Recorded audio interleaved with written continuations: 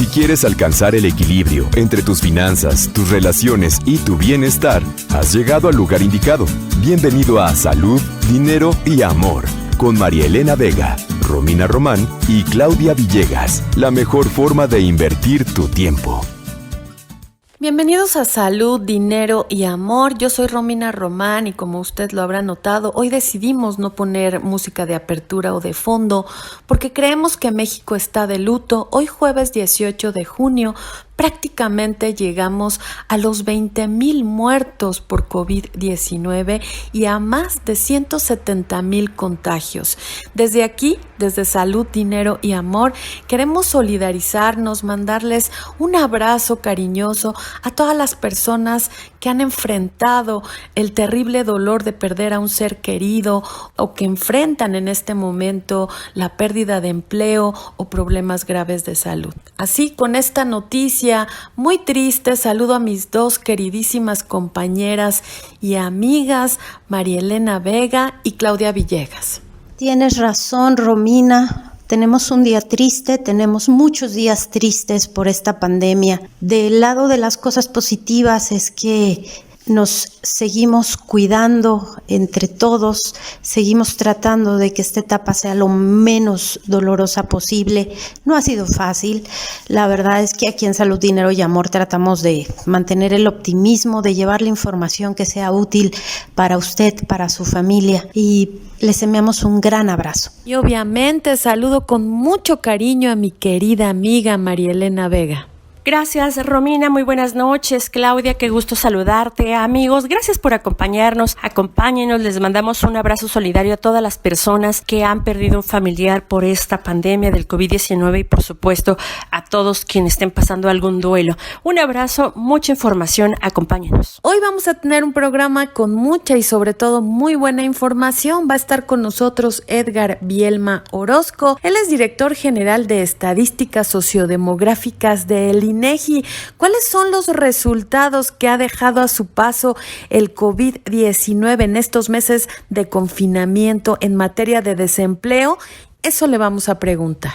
En unos momentos platicaremos con Armando Yaca Leñero. Él es presidente del Centro de Estudios de Empleo Formal en México. ¿Qué está pasando con las pensiones? ¿Se pone en riesgo o no el ahorro de los trabajadores? ¿Y qué de verdad se necesita hacer para detonarlo? Y tendremos una entrevista con Cristian López. Él es socio consultor en Baker McKenzie. Vamos a hablar de telemedicina, de estos esfuerzos que no son nuevos. Se había buscado ampliar la capacidad del sector público vía telemedicina, pero ahora pues ya está aquí. Hay que regularla.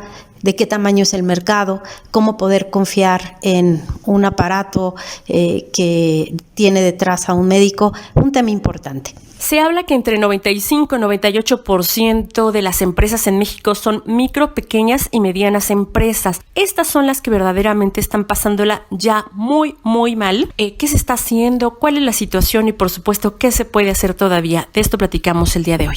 Ya lo escuchó usted, mucha información. Quédese con nosotros, información muy útil para usted y para su bolsillo. Y sin más preámbulo, comenzamos.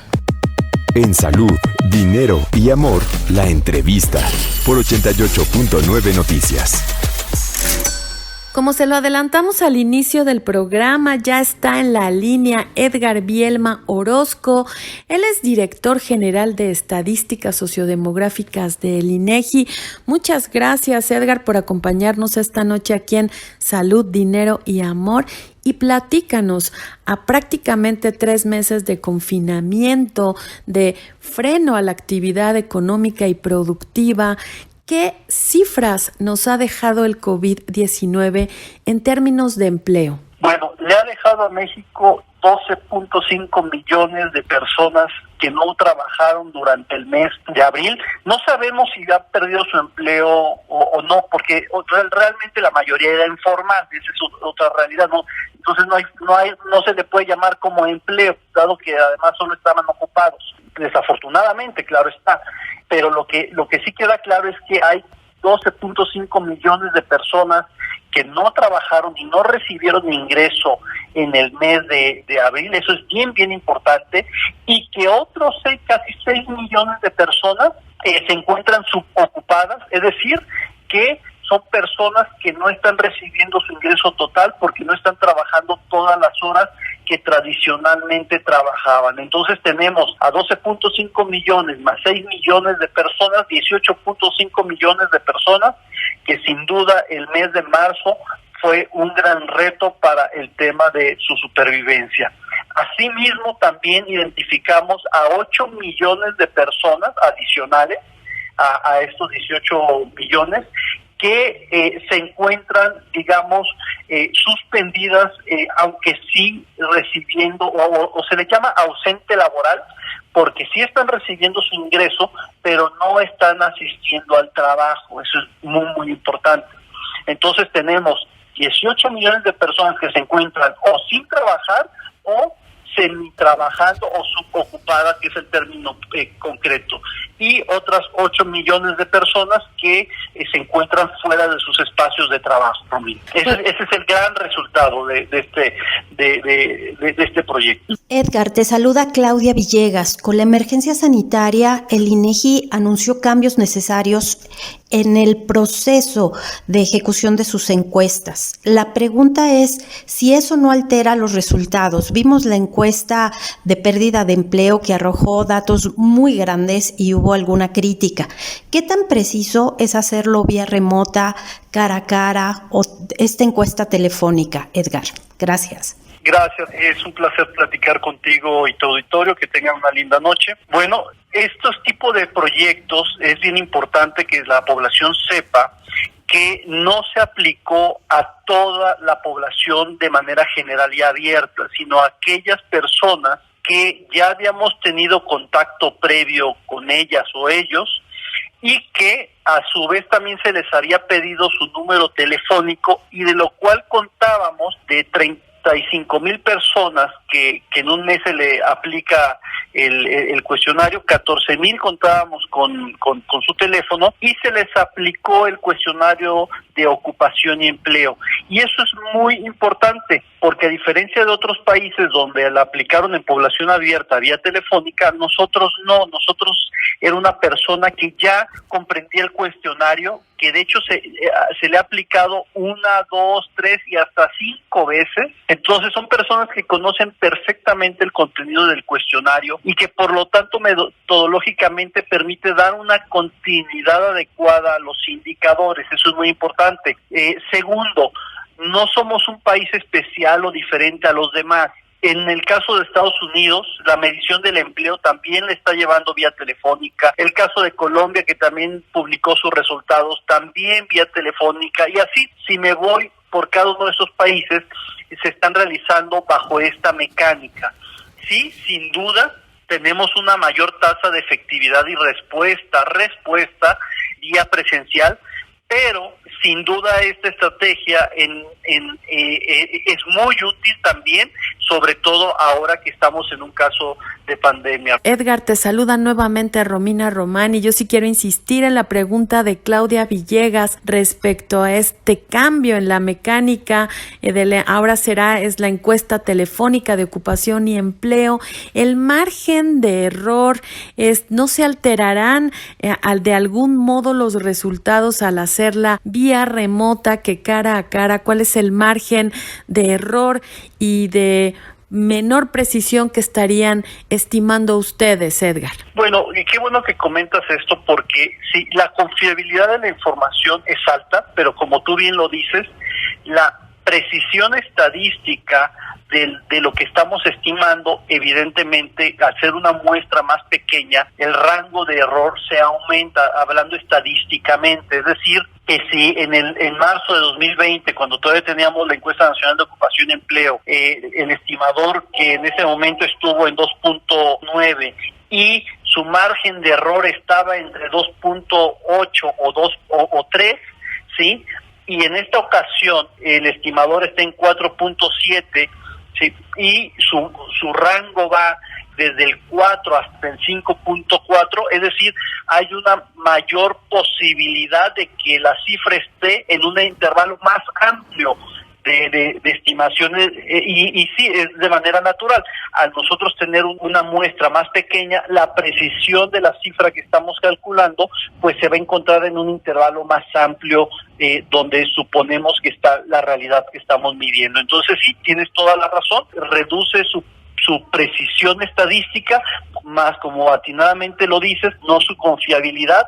¿Por qué? Porque efectivamente estamos yendo por el mismo informante que tradicionalmente nos responde. Es decir, no hay un sesgo derivado de que porque sea telefónica se vaya a captar de manera diferenciada, ¿no? Si, insisto, si hubiese sido sobre una población que no hubiese tenido ni la más mínima idea de qué se trata, ahí sí hubiese sido diferente. Y de hecho, siguiendo los estándares internacionales, también generamos una encuesta así, pero por cierto fue una encuesta con un cuestionario más chiquitito, más enfocado a inclusive medidas de prevención por el tema del COVID, es decir, otros elementos o un enfoque completamente diferente a lo que publicamos precisamente a inicios de este mes, Romina. Perdóneme, el calendario, los tiempos de entrega, ¿sufrirán alguna modificación, algún cambio de frente a todo esto que vivimos? No, sí va a haber una ligera variación porque sin duda estamos trabajando con menor capacidad operativa, esa es una realidad.